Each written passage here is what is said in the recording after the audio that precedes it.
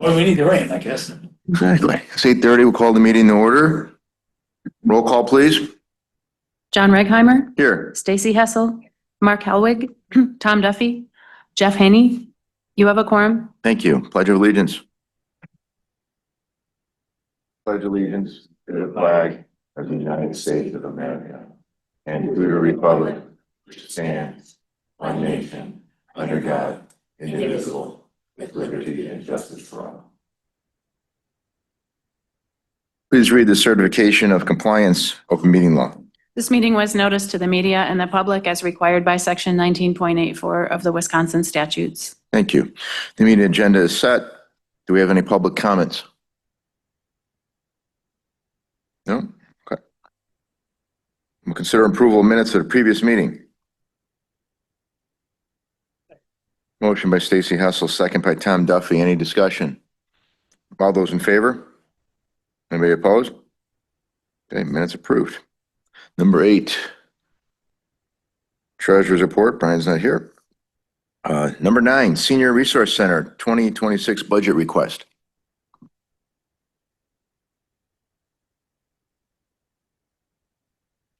Good morning. For those of you that don't know me, I'm Joey Johnson. I'm the director over at the Senior Resource Center. I've been there for about 7 years, give or take a little bit. I was on the board for several years before I took over the position of interim director and ended up going from interim and still there.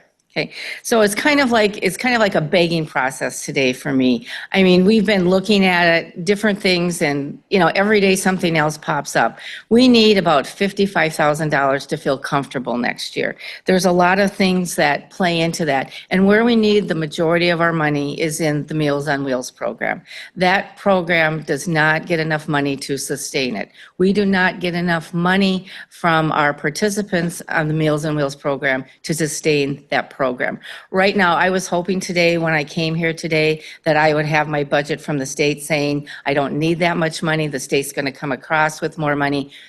We have no idea what we're getting. Right now, we're in a situation since February of last year, I have had no money to support the Meals on Wheels program in our county. The money has all come from the participants. And when I look at from January 2025 to June of 2024 is when I did the last, looking at what we did. We billed out in donation letters. We can't ask people to pay. We send out a donation letter and ask them to pay what they can afford. Okay, so in that time period, we sent out donation letters of over $101,000. We got $48,000 back. It doesn't pay the program. The program can't exist if we keep going this way. And given the fact that in 2035, our largest population in the state and in the U.S. will be the elder population of 60 and over. So we need that $55,000 to feel comfortable. I did last month. I can take money from the program for people to come in and eat. They give me about $36,000 a year to run the Meals on Wheels program and $101,000 for people to come in and eat. There aren't that many people that come in and eat that we use up that whole $101,000. I can take 40% of that money that's left over in September and transfer that over to Meals on Wheels. It equates to about $40,000. My monthly claim that I do to the state for all our programs is about $35,000 a month. Because I have no money left in the Meals on Wheels program, I get no reimbursement for the Meals on Wheels program. I did a claim for the state for the month of July 2 days ago.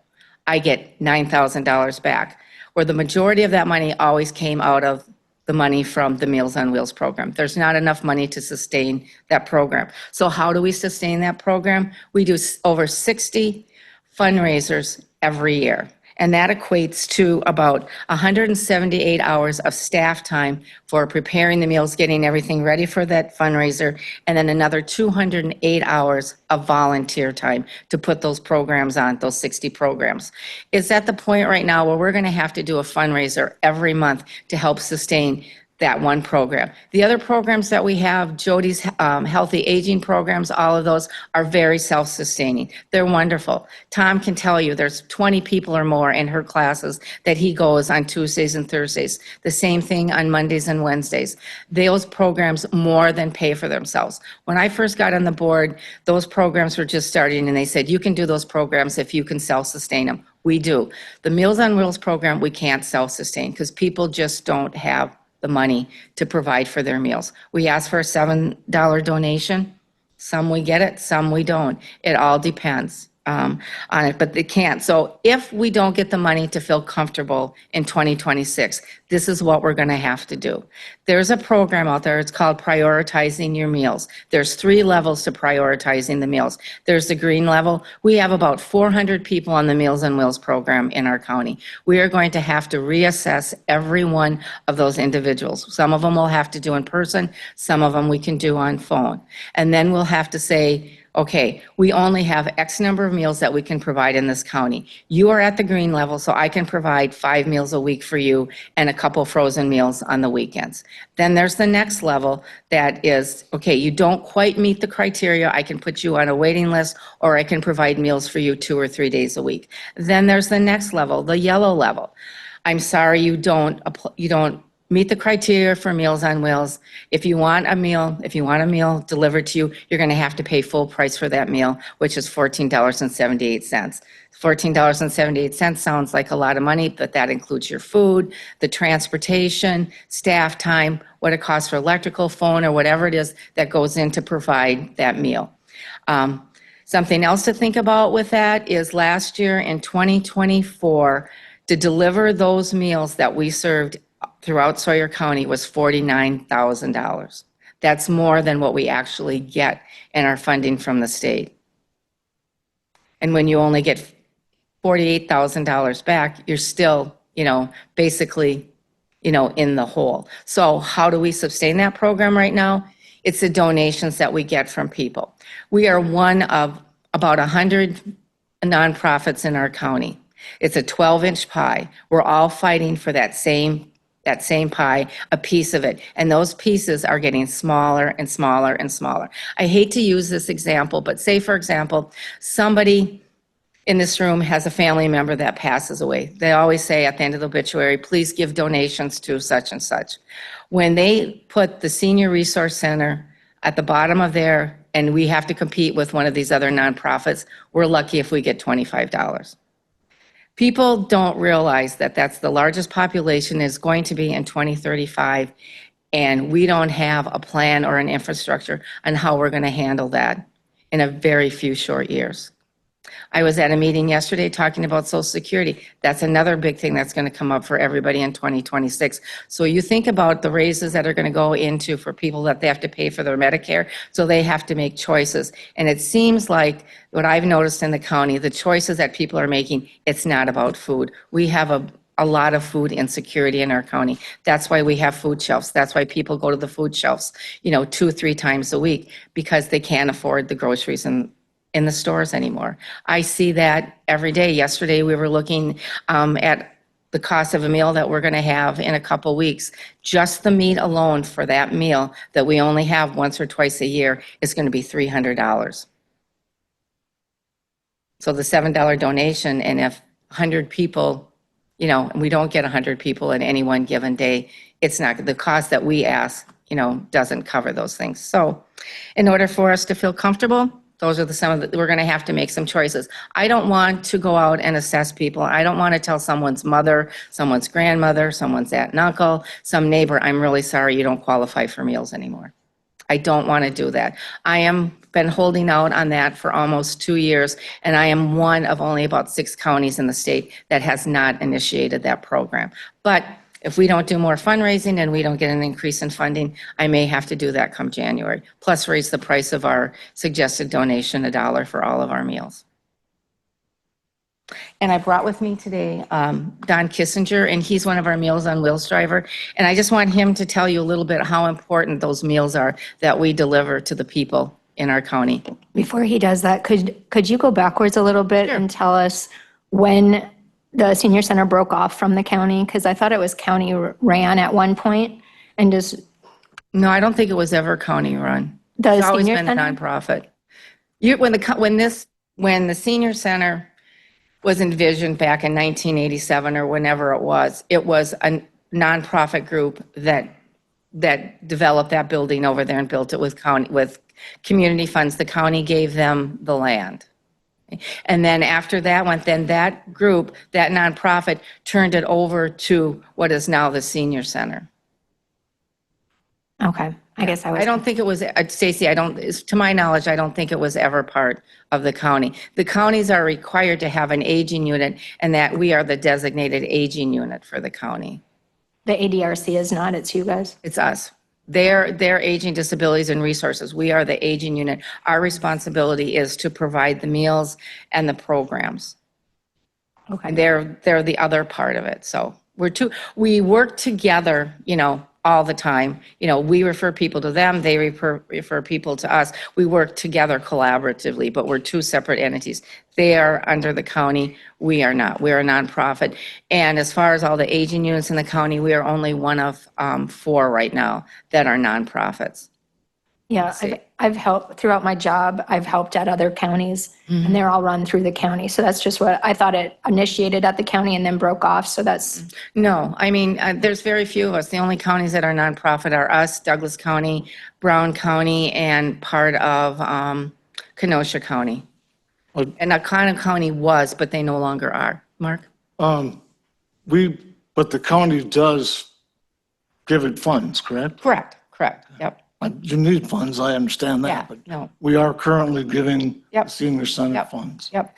We get money 2 different ways from the county. We get an annual budget, to run the aging program, and then the county manages the 8521 grant. So I write the grant, the county, signs on to it, says we will support it, and so then they have a percentage that they give back to us every year to help run the bus. So, that's how we're working together with the county, Mark. I was just confused because it seemed like the way you were saying it, that you weren't funded at all from, Oh, no, we are funded. No, we definitely are funded. No, we just need an increase in that funding in order to keep sustaining our programs at the level that we're doing. Otherwise, like every other program out there, we're going to have to make some cuts and changes.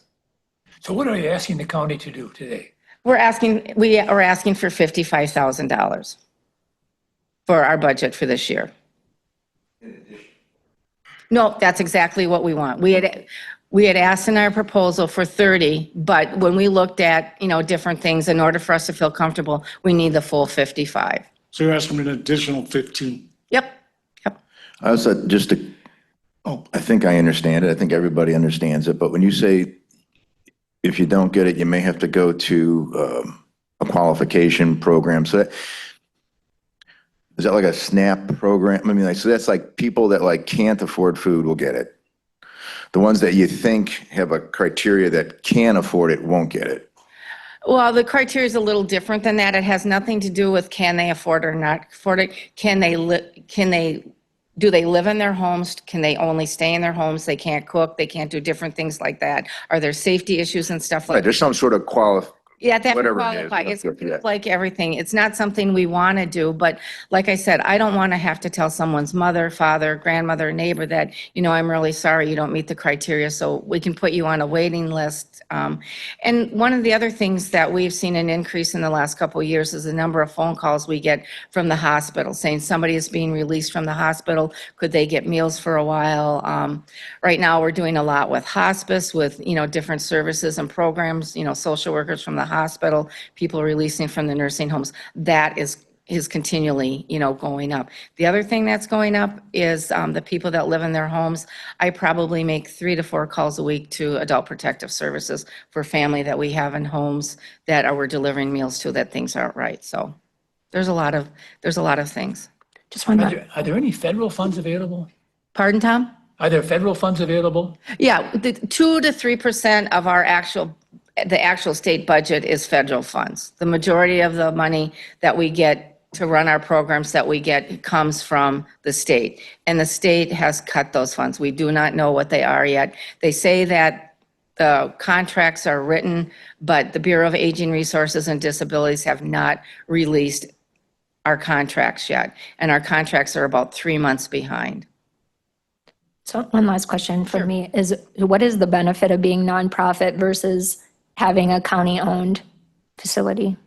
We have more flexibility with our programs. If we were under the county, you would have to, now I don't want to use the word fully fund us, but we wouldn't be able to fundraise. We wouldn't be able to do we won't be able to do those extra things for those extra funds. For example, if I was county funding, I would be calling you up or sending a message saying, oh, by the way, I just got a phone call last night and my server has to be replaced by the 1st of October, and that's $1,300, Joey.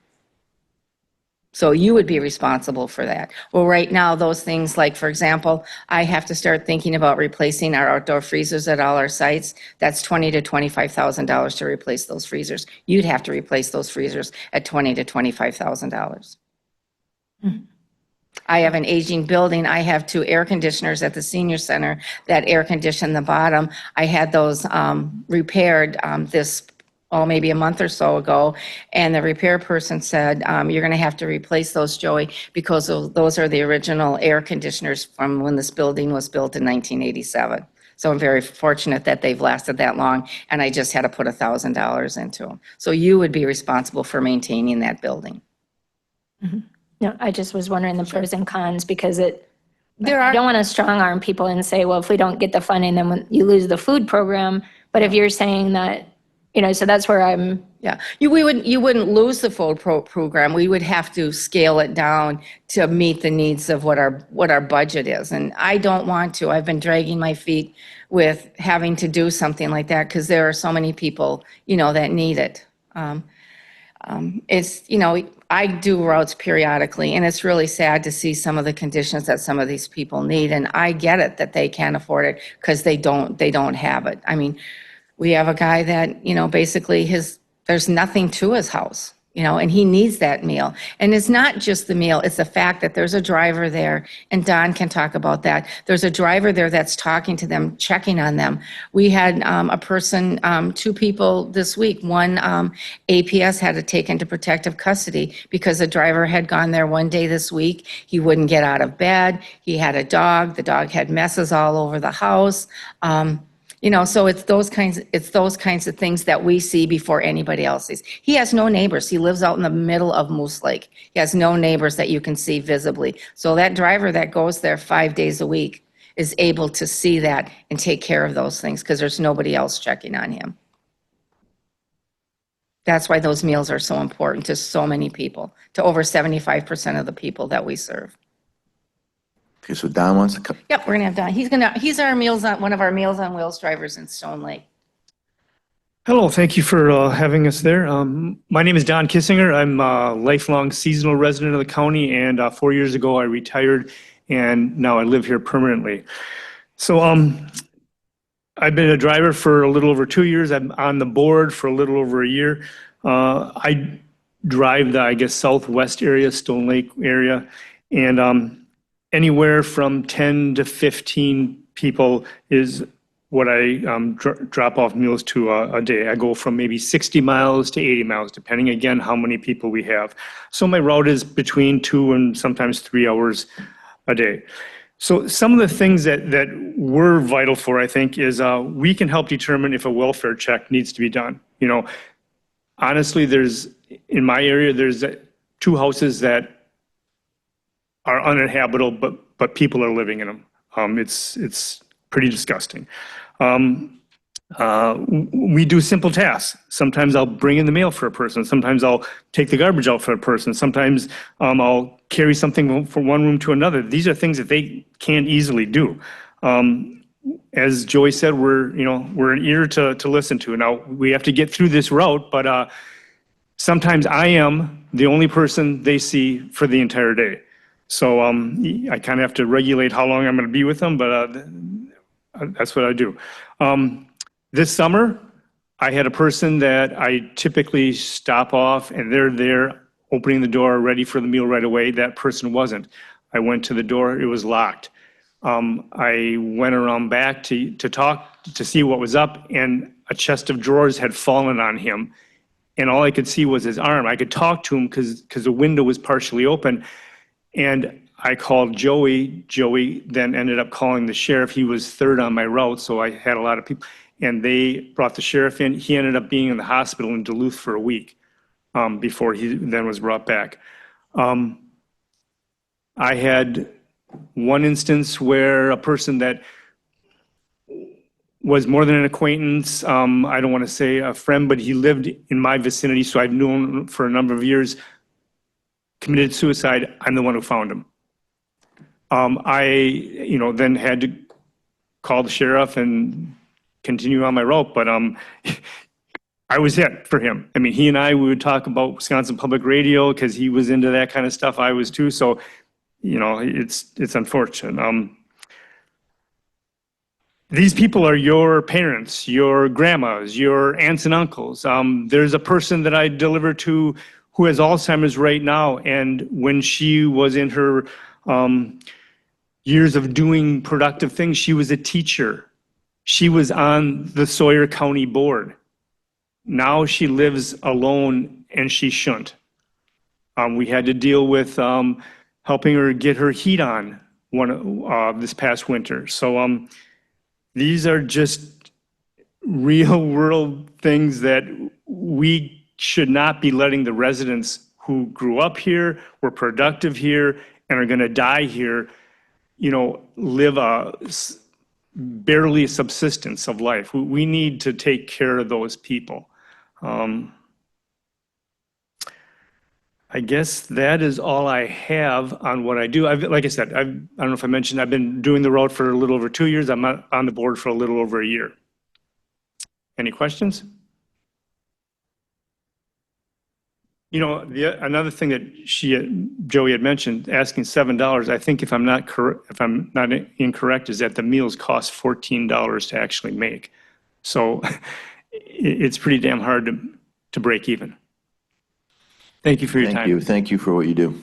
Don, I just want to say, I think you impressed upon us that you guys are very important, especially because of the things that you yourself have caught, these gentlemen. So thank you very much for what you're doing. No, I enjoy it. I mean, meeting with people and doing stuff, and where I used to live, I would work with the homeless program. So it's kind of something I like to do. Okay. Finance Department report. Before we go on, are we going to take some action on this? No, this is just information, I think, today. All right, thank you. First, we're going to look at sales tax. August was a good month. It was another high, and this is reflective of June activity. So for the year, we're still tracking for just under 3.2 million, which is a really good year for us. It would be our high. And this still isn't in what we would view as our really heavy months of July and August as far as activity. And then looking at the budget performance for 25, just going to point out some revenue streams that are really doing well. Through August, we're 2/3 of the way through the year, so everything should be around 67%. Sales tax is right at 67%, but like I just mentioned, we are just entering our high month, so that I expect to start moving ahead of budget a little bit. County forest stumpage, again, which it has been for 3 or 4 years, has been performing really strong. They're at about 90% of the budget already. Interest income is at about 67%. That has slowed down. The rates have gone down a little bit, but we're still holding at budget, which is encouraging.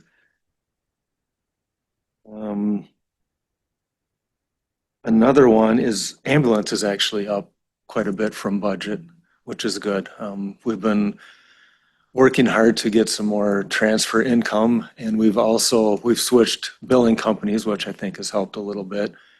And another, I don't know if it's a factor in the revenue, but our call times are down because we switched from 2 rigs with 3 people on to 3 rigs with 2 people on. So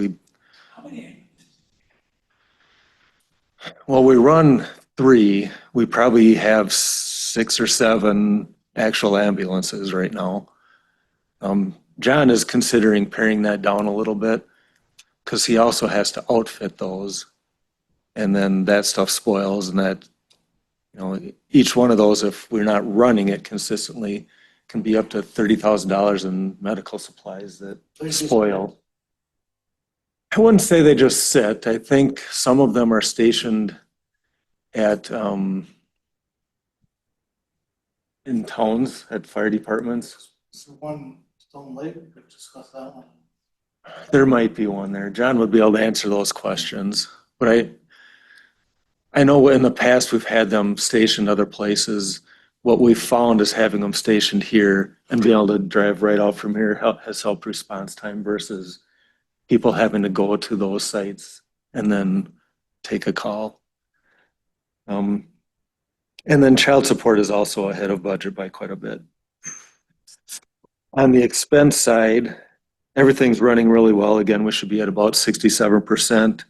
We're running at 64%, and revenues are above that. So we've got a little bit of a surplus going. I'm anticipating a surplus this year, not to the extent we've had in years past, but whatever we have, and I'll talk about this a little later too, but I'm going to recommend that we do a transfer to Health and Human Services with that money. Any questions on that? For CIP purchases, we had the airport construction that was finished. State gave us a bill pretty quickly on that, so that's been paid. And then we outfitted a Chevy Tahoe, one of the squads. So not a lot of activity. So then, moving into the 26 budget, I'm going to give you a little preliminary budget update. I always want to give the Finance Committee first look at this. So this was not published with the agenda until this morning so that I can explain it, walk you guys through it before it's out there for people to look at. I did give you a handout and it's also up on the screen in front of you. Just some highlights overall. Net new construction came in at 1.457. That is the highest in 15 years. Every year since I've been here, it's been a little higher. The remarkable thing is our evaluation is increasing at a very high rate. So to get record highs for Sawyer County for net new construction, that means there is a lot of activity going on. For salaries, we've plugged in 2% in January, 1% in July, which we've done the last probably 3 years, and then steps are included as well. Those are all built into their budgets, not a contingency fund. So the budgets are reflective of what we're proposing. I've got health insurance at a 5% increase. It looks like we're going to beat that. We may get another flat, probably going to get a flat, which is great. Since I've been here, we had a 2.5% increase from 22 to 23. We had a -5, so we had a decrease from 23 to 24, flat 24 to 25, and now flat again 25 to 26. So that's something it's one of the largest expenditures that we have some control over, and we work them pretty hard to get a good renewal. So that's encouraging. Sales tax had flatlined last year. We're trending up again this year, so I did budget an increase for 2026 as well. And again, our investments are not where they were. We were getting over $1 million just in the general fund, and now we're down to about 750,000, which is still strong. When I got here, we were getting a 0.25% return, so we're getting 100,000 a year possibly, and so the rates have gone up a lot, and we're grateful for that. Any questions on the highlights? Just some more highlights. These are the levy limit exemptions. There are 6 major ones that are listed there in front of you. We do take advantage of the first 4, the ones highlighted in yellow. Bridge and culvert construction and repair, it's a minimal one, usually right around 100,000. Last year it was well under that. This year I think we're looking at about $61,000. Countywide EMS, which is the ambulance service, is another exemption. Libraries are an exemption, and then also any general obligation debt, which includes our construction improvement plan, capital improvement plan, I should say. 2 that we have not done, our property and casual insurance premiums and court-ordered placements. So that's something we're keeping an eye on. This budget, we're not having to do that either. So this next slide is our net new construction and county valuation history. And you can see they've both trended up pretty steeply the last 4 years. But the net new construction is what has really been encouraging. And as good as that looks, in the end, it's about $152,000 is all. And that's really our only new money on our baseline that we get. The chart looks better than the number, yes. You do a chart, maybe you want to use a different font next time. That one's right from the Department of Revenue, so I don't have a lot of control over that one. Yeah. So moving on, there are a couple staffing addition requests. I do not have them. I'll go up a little bit.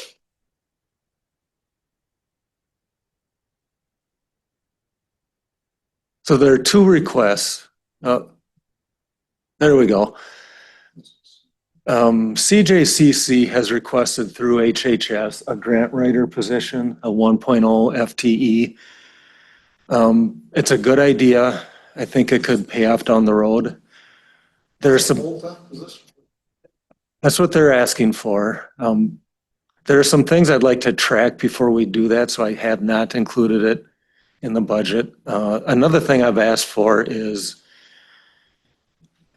the tribe, LCO did sign on with the MOU for CJCC again, CJCC again. They did not last year.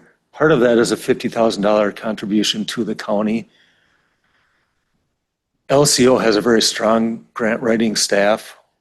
One thing I've requested is that maybe we could do an in-kind, so we could use them for some grant writing help in lieu of that $50,000 payment, just to see if that's something that we actually get a benefit from.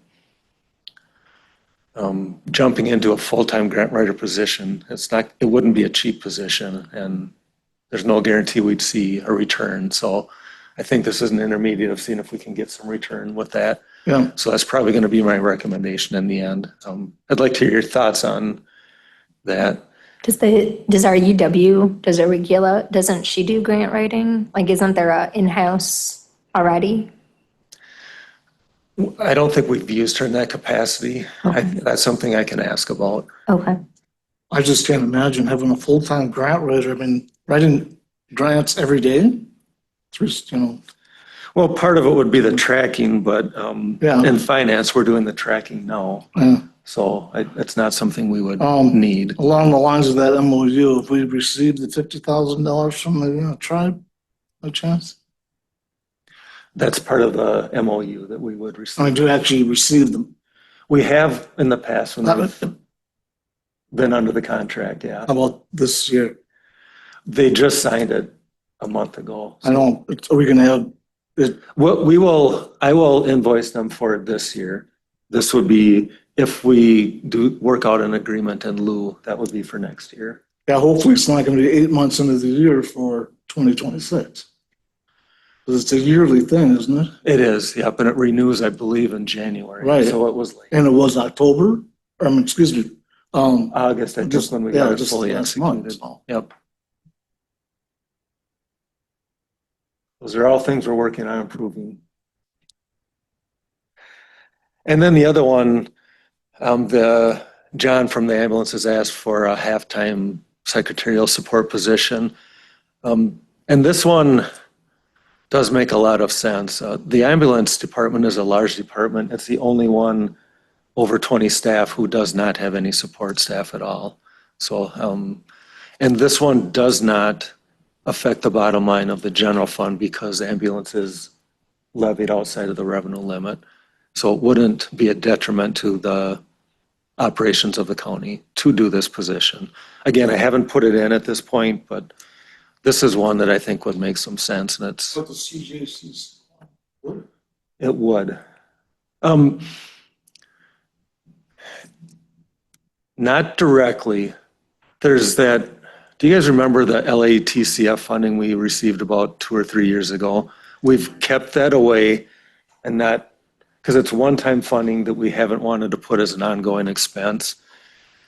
If we did the grant writer, that is something I could see using that money for because it should produce a return.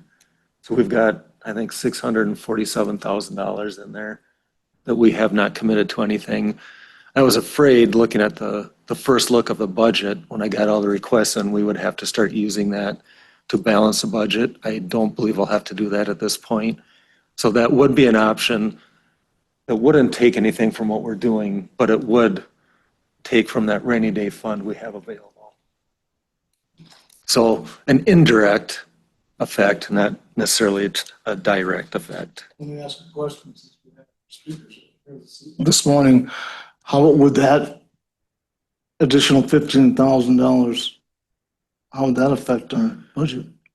That would have to come in the place of something else, either an additional fund balance draw or removing funding from some other source.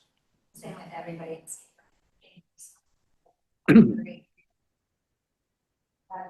Give to somebody else. Thanks. My first year on this committee, so. And we'll talk about their request a little bit later, because I've got that as a slide as well. Any other questions on that? So when I received the budget request from all the departments and the outside entities, there was a budget deficit of almost 3.2 million, which you see in front of you. The general fund had a deficit of 577,000. HHS, which would require transfer from the general fund, was 2.6 million. So that was obviously the biggest deficit. And a lot of that is attributed to contracted services, and the majority of those are placements, whether in county or out of county. And the big ticket items are the out of county placements. So that's what we were faced with. And that's why I didn't sleep very well for about 5 weeks. And I looked stressed every now and then, because that was the biggest deficit we've faced. And this was the first year we weren't having really a new revenue source either. There's really nothing we can do about that. That's the biggest deficit. Not once they're there. What we can do is hopefully change some things we're doing to not have as many new ones come into play. And then as ones we have fall off, then you're going to see. So it's going to take some time. It's a 2 to 3 year process. And I've got a plan to get us through that year until we hopefully get there and are generating some additional revenues and maybe not have as money going out.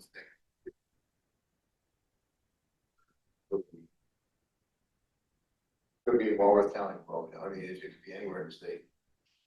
And they're a long ways away, yeah. That's why it's gone. Yep.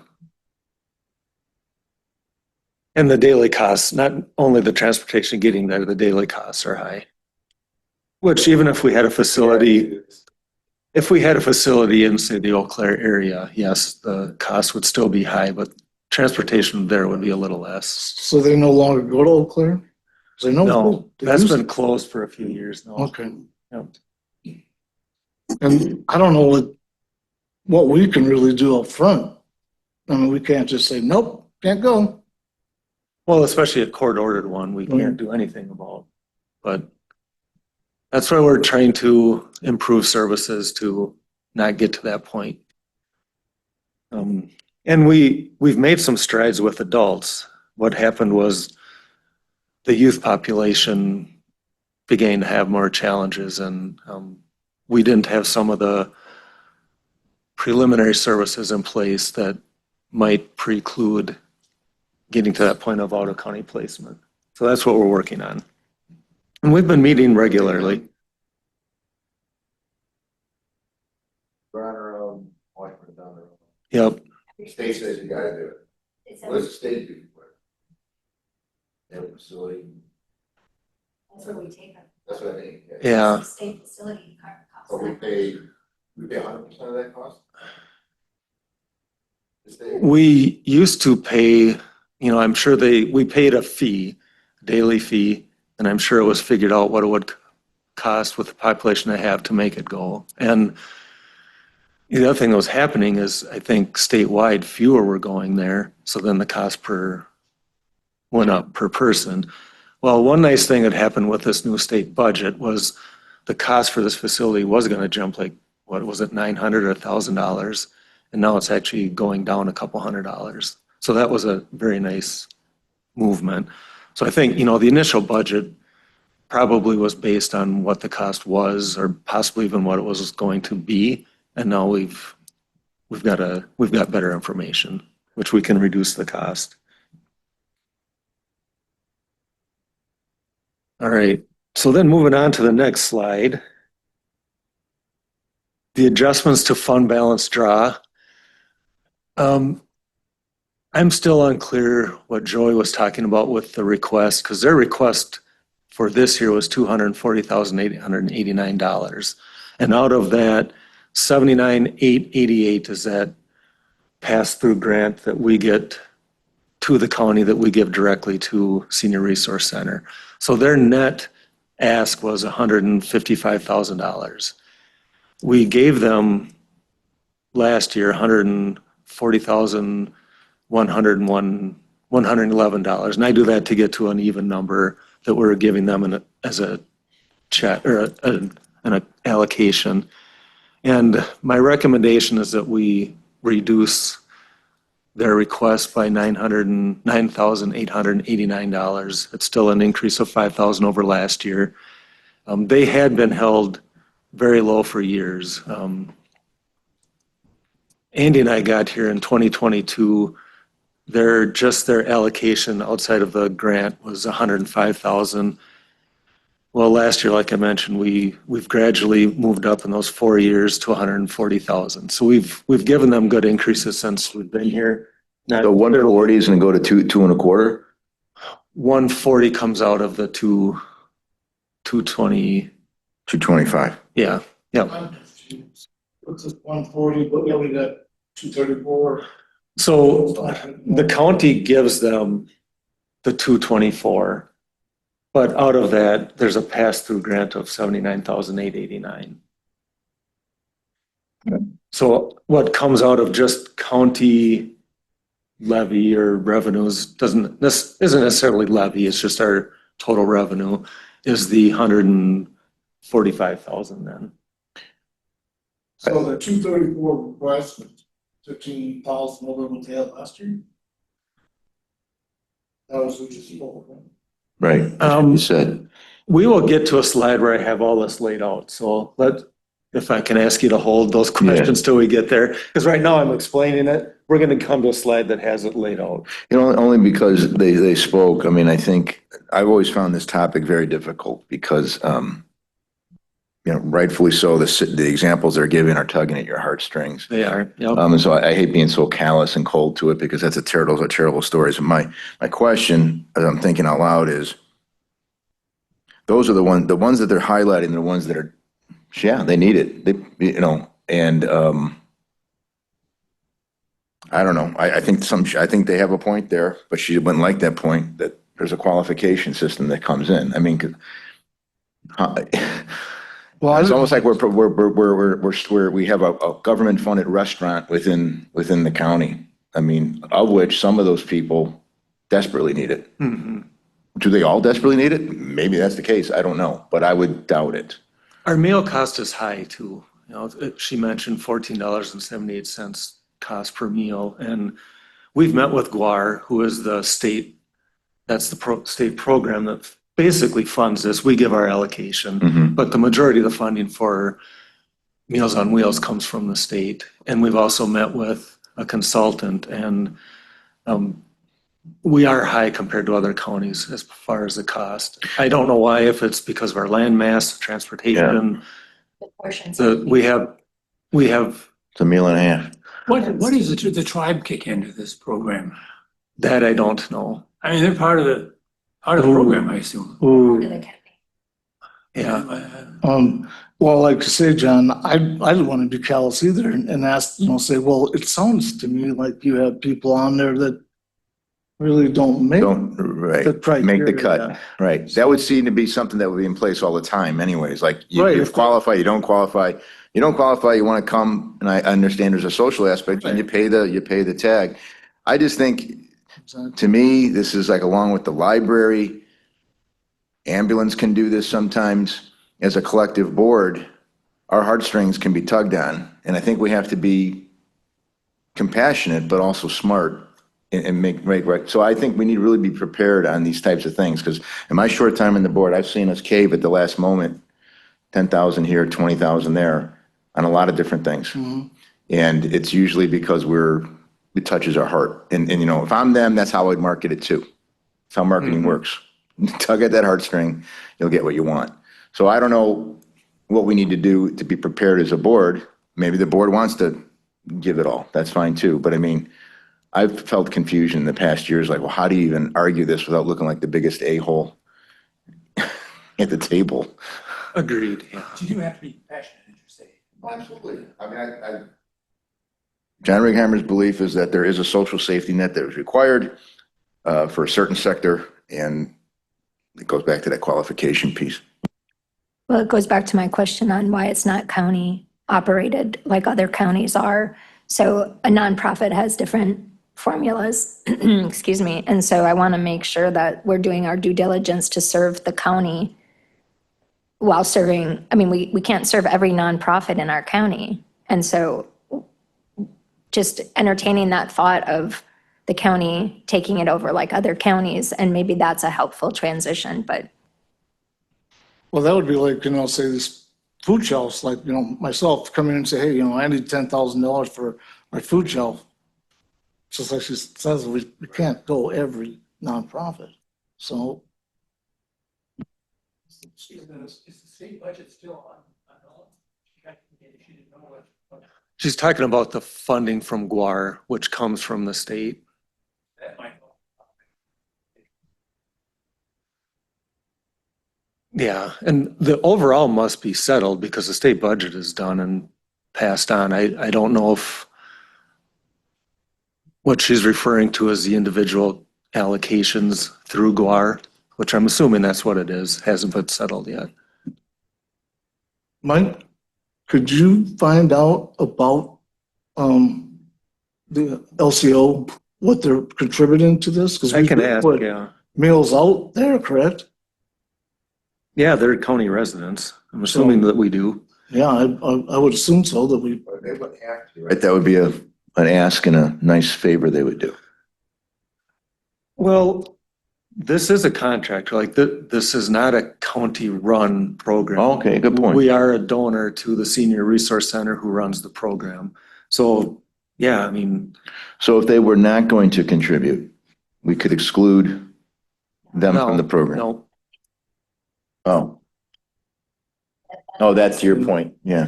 but 200 and some $1,000 handout is, donation is, could I ask that we let Mike finish so that we can get through this packet before noon? All right, so moving on.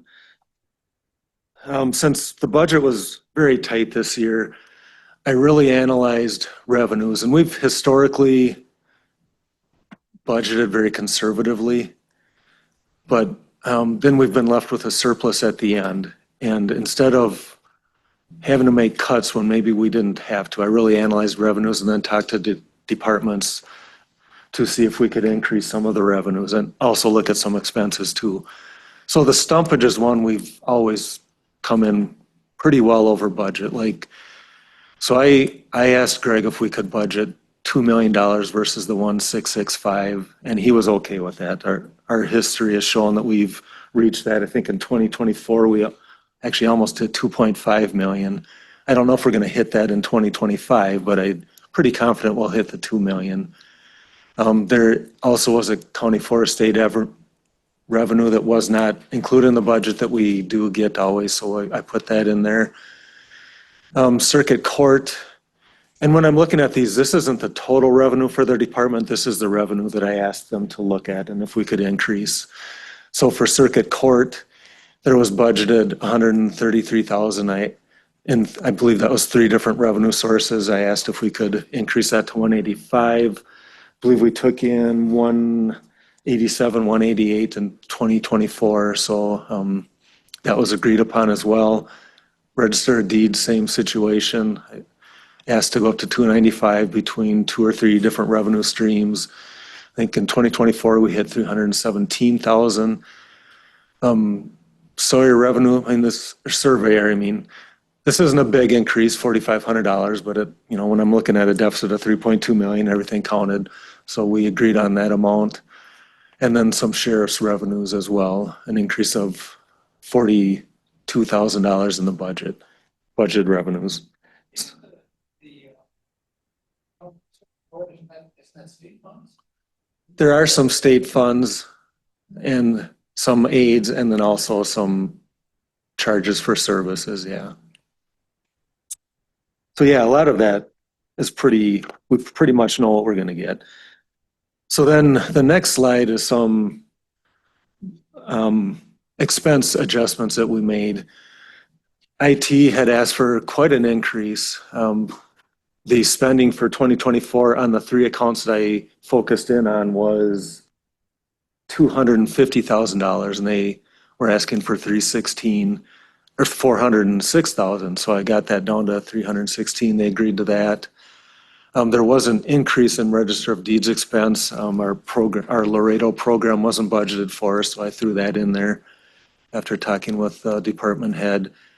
Contingency expense, that was just a plug figure of a change of $899 or $897 just to make the budget come out to an even amount. And then the sheriff's expense decrease was for transports out to other counties. There was a time when our population was high where we were doing that a lot, like well over $100,000. I think we hit $200,000 in 2023. Last year we were right around 60. This year we've done 5,000 for the year. So that's just not something we're doing anymore now that our population is down and we're fully staffed. We haven't had that need for a while. This HRA drawback revenue. So we basically self-insure a portion of our health insurance through an HRA. We're saying our deductible is, you know, whatever it is, $4,000. We're telling staff we will pay for $2,000 of that. So the staff deductible is $2,000. But what happens is not everybody uses their full deductible. In fact, about 50% of it gets used. For several years, we have been funding it fully, and then anything that was left at the end of the year, we were sticking in a liability account that had a balance that we would use to draw down from when we had to draw down to pay expenses that were beyond the allocation for the year. And that occurred because prior to when Andy or I got here, the HRA was able to carry over year to year, so people built up a balance. We stopped that at a certain point in time, but we left those balances there with those people. So we actually have an outstanding liability for those people. When they need to draw down from, they can. So we fully funded that now to what our liability is. So moving forward, what we can do is just spend our actual HRA expenses that people do when they hit deductibles. So am I clear on that? I know it's a little bit of a convoluted concept, but we don't have to overfund it anymore because we have enough for our outstanding liability. So what I'm doing then is drawing back $145,000 of that, which is half of the expense. So that helps the bottom line as well. And then we worked a lot with HHS. You know, that was where the major deficit was. There's still a deficit there, but we're able to look at increasing revenues. One thing we've never really done here in Sawyer County is a CCS program. It's a consolidated community service, I think, or something like that, where it's a more of an all-encompassing service. It's a wraparound care. We've never been able to get it up and running. It's a fully funded program. So doing that and getting people enrolled in that, it's a voluntary enrollment, but if we can do that, that'll really increase our revenue. So that's one of the streams. There's also some foster home care that we can potentially get some revenue streams from. So those are reflected in there. How did something like that move? We're doing it right now. Yeah. It's not up and running yet, but we're moving that way. We're meeting regularly on it, and we have to do it.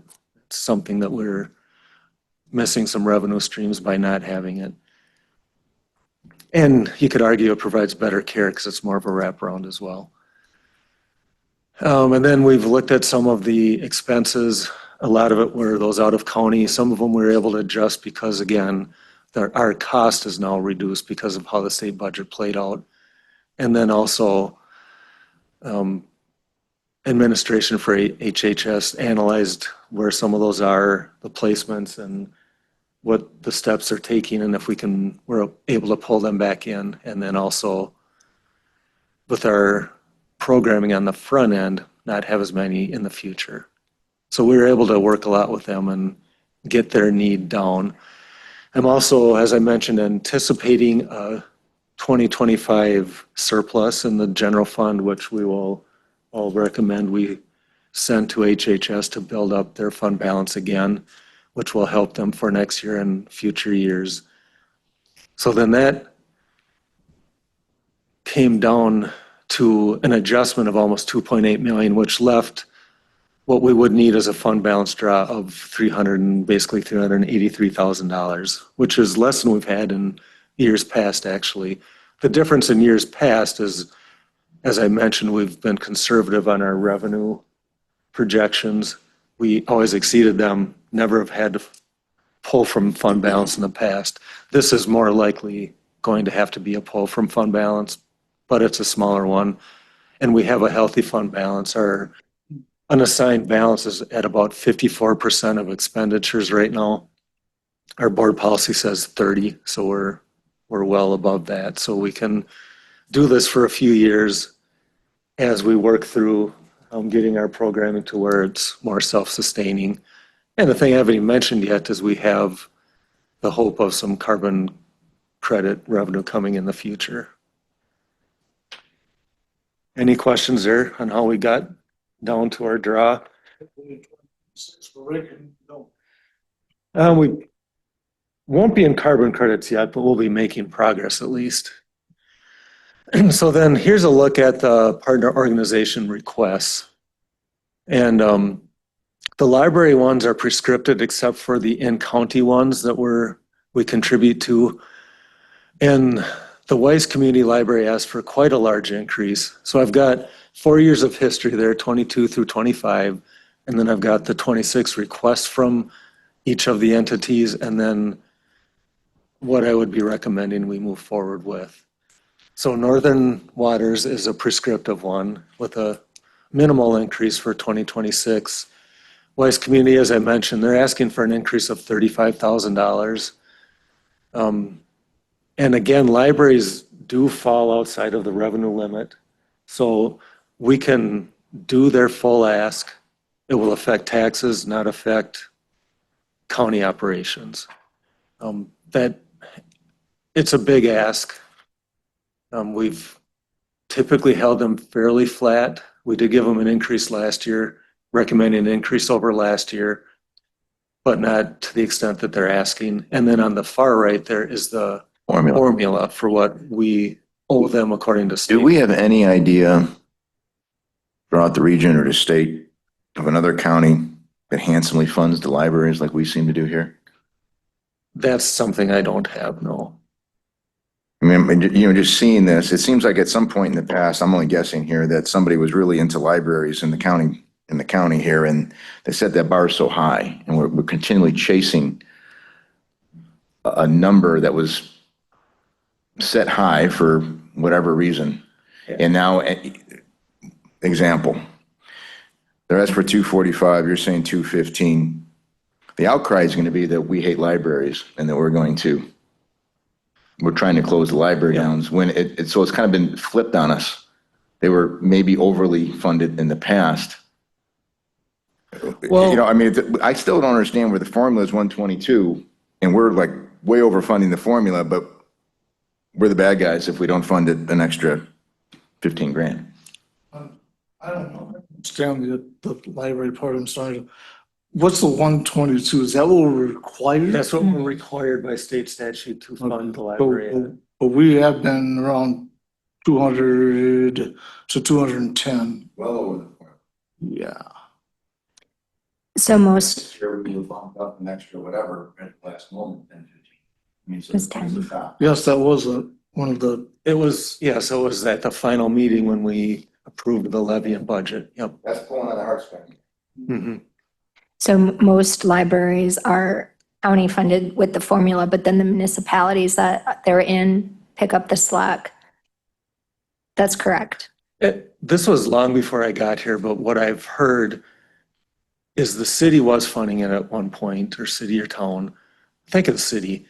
Then they do the accounting and they pay their insurance, property insurance is what I've heard. And then at that point, they pulled out of funding. They did the services in lieu of the funding. And I believe that's at the point the county stepped in and increased the funding to what it has been. Because prior to, they were at the Riverbrook building, they were in the basement. I mean, the library was at the top and the city was in the basement. So the city built a new building, the library built a new building. They separated instead of, Yeah, so it's Yeah. been a long time. And I think other counties do fund further. I don't have that data. I believe Washburn does. I'm not sure. Shannon, that's maybe neither here nor there. It's just that, you know, I'm always confused with the formulas X. We fund it much higher than that. And every year I've been here, it's been an issue of complaints, emails, public comment, maybe articles in the record too. I don't even know. But it's like we're stuck because the number was set. It was like a negotiation that was set way high many years ago, and we can't get away from it. There used to be a lot of board members that. Mr. Chairman, I got a question, on the libraries, on the Weiss Library, it seems like every year they're asking for more. Last year, we gave them 10,000. Now this year, they're asking for another 35,000. So if we give them 35,000 more this year and these other libraries are not asking for more, that's not right. They should be able to put in what they want, but they're, like the Winter Library, they're not. They're just requesting what they got last year. But then they look at what the Weiss Library is, nothing against the Weiss Library, other than the fact that they constantly got their hand up. You know, so that would just not be fair to give them that 35,000 and not give the rest of these libraries some of that, so. Yeah, so moving on to the Winter Library, they are not asking for an increase. Their formula is really low. There is a caveat with that because they have, and Donna, who runs the library there, did explain that at, was it Economic Development? Yeah, so there is a reason why theirs is so low. They set it up where they, I didn't completely understand. It wasn't her fault. no, yeah. It's hard for me to understand. I think they did it so they could maximize revenues from outside the county, but it affected what their formula looks like. I don't know the exact reason of it either. And then the other ones, the out of counties, or the LCO, they always just ask for their formula amount as the other out of county ones too. What's that? yes. You're giving them $1,000. Well, but that was their formula increase. So the formula is based on circulation and expenses per circulation. And then that's prorated to the county. And so that is our obligation to them, is that increase they're asking for. And the out-of-county libraries went down a little bit overall. And then, so now we're at Senior Resource Center, and you can kind of see the trajectory, both in that line, the first one with the star. The ones that are starred fall within the revenue limit. So those are the ones that what we do for them either takes away from somebody else or we have to increase a fund balance draw to increase their funding. So the first starred one there is the Senior Resource Center. You can see the trajectory of how we've supported them over the past 4 years, and then the request and recommendation for this year. And then at the bottom under the line, kind of 2/3 of the way down, that's where you can see the breakdown between, and I shouldn't say levy because it's not really a levy, it's just county revenue, our allocation to them versus the grant. The grant has remained steady for years and years, and our allocation has increased. Levying the grant. It's- Correct, yep.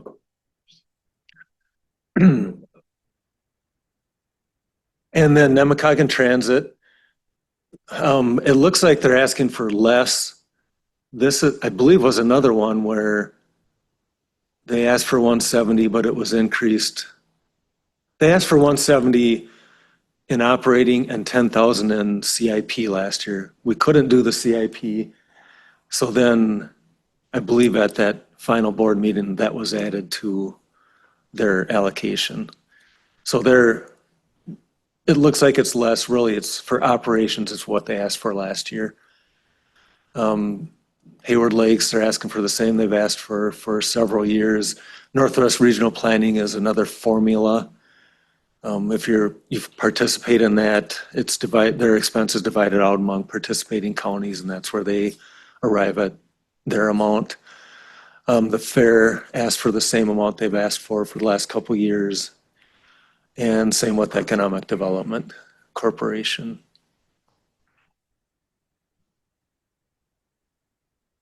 So any questions on partner organizations? We will, yep. Have they all signed the contract, the ones that need to? No. So the ones that haven't signed the contract, we're not obligated to give them funds if they're not willing to sign the contract, correct? Well, that wasn't written in for 25. I would like to have that as a stipulation for 26. For sure. Thank you. We're running out of time, so I'm going to go through the rest pretty quickly here. Preliminary revenues, overall, not a ton of increase. Taxes are going up. That's between mostly, because we got a $152,000 increase in operating, basically. A lot of that then is debt service and sales tax increase. Since we're tracking higher, I budgeted higher for next year.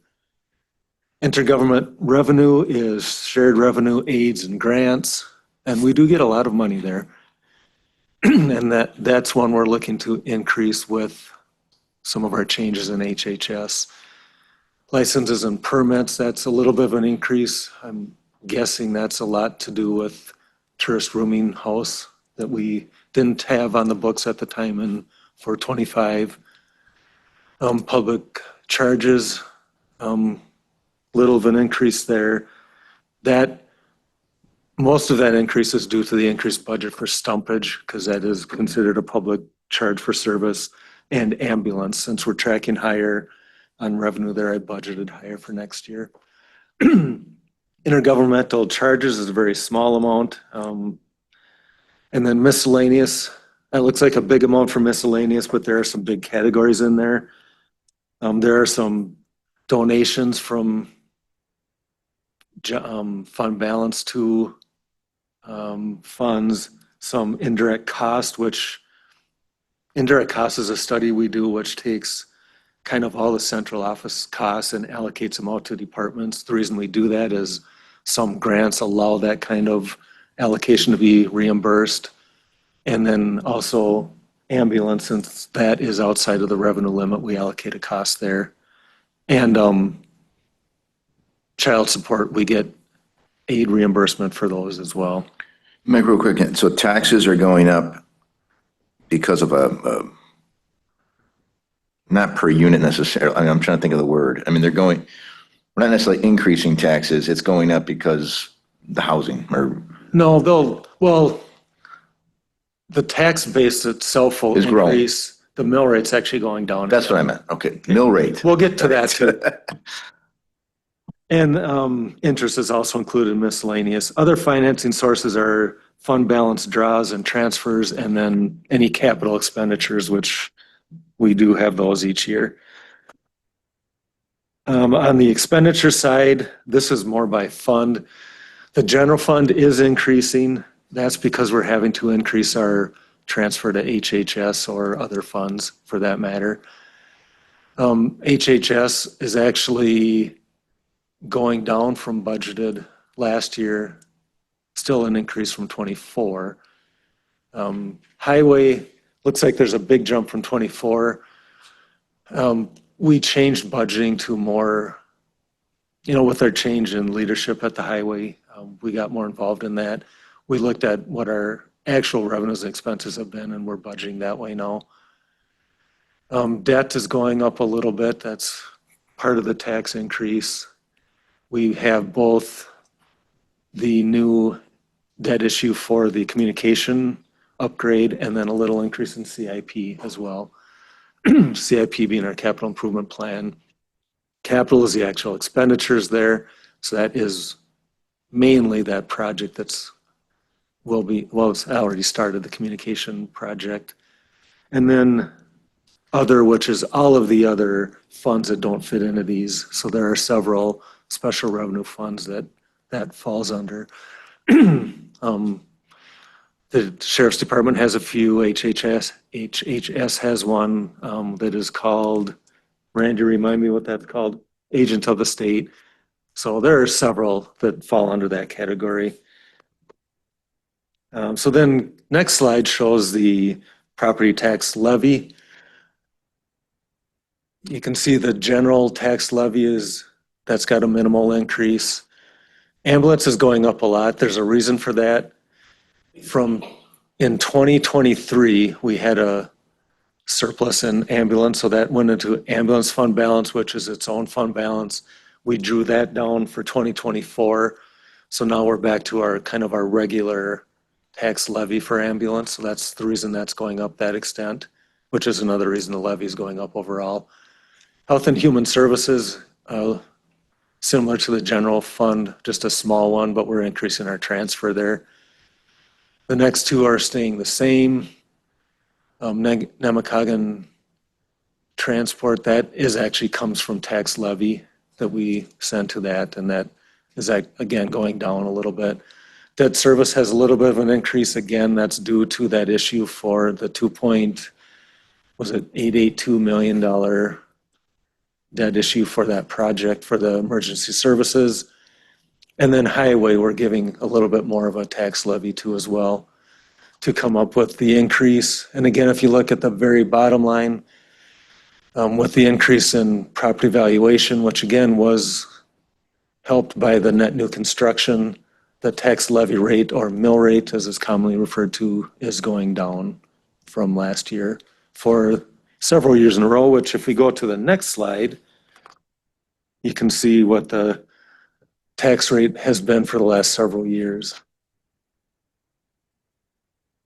Any questions on any of that stuff? I did add one more slide this year, just because I was curious. So I looked at the counties that touch Sawyer County, just to see what levy rates have been for the last few years. And there you can see I highlighted Sawyer County, and then I've got the others that touch us. And we are the lowest. We've been the lowest each year of the years I looked at since 2018. I also ran an average for each county tax rate for those years, and then an average each year of all the counties. And you can see for 2025, Sawyer County's tax levy rate was 2.46. The average of all these counties in our region was 3.88. So I actually did some further calculations. I took that difference and applied that to our evaluation, and it was almost $10 million. That if we had the average levy rate of the counties around us, that's how much more revenue we would have. This is a great slide. It is. That's why I was curious, and I'm glad I did this one. Welcome. Yeah. I think the newspaper is online. Maybe they could ask you for this slide to put in the paper. It is attached now to the agenda, so it's out there.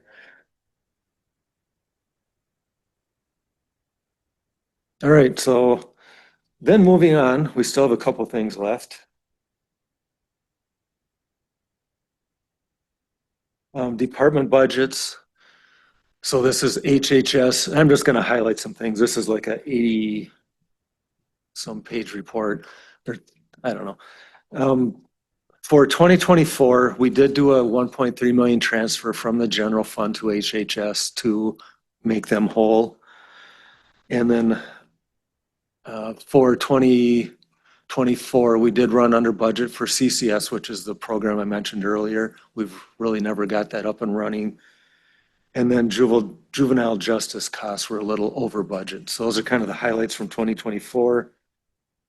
Moving into 2025, we have no CCS revenue booked. Like we did budget some, we have no revenue coming in yet this year. So that's one thing we're working on. And we budgeted a pull from Health and Human Services own fund balance of 1.8 million or so to make budget for 2025. And that will almost deplete their fund balance if we have to use all that. Some of these changes we're implementing now, so hopefully the budget looks a little better. And actually it does. We were running a growing amount above pace for the budget on the expense side, and that slowed. And actually, we're still running 1% over, but we had been running, I think, 3% over. So we actually made some improvement in the month of August alone even. Any questions on HHS? So then looking at veterans, 24 and 25. Veterans always does well on budget. They always come in a little over on revenue and a little under on, or not necessarily over on revenue, but their revenue is so small, but they come in under budget on expense side. And they did that for 2024, projected to do that for 2025. So we're doing well there on both years. So then the last thing we'll look at is the investment report. The rates are still holding fairly well. I know there's been talk of the Feds lowering the rates a quarter or even 0.5% this fall at some point. Hasn't happened yet, so time will tell. The rates aren't where they were, but they're still holding pretty strong. Right?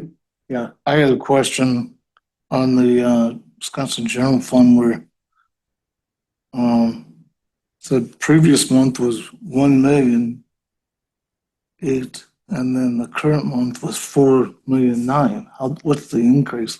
We had a $3 million CD mature that was held at WISC. So when that matured, it dumped into the general fund. And a couple days later, if you recall, last month we did approve another $3 million purchase of a CD. WISC won that as well. So now that was drawn from general fund and put into that new CD. It's just not reflected in this report yet.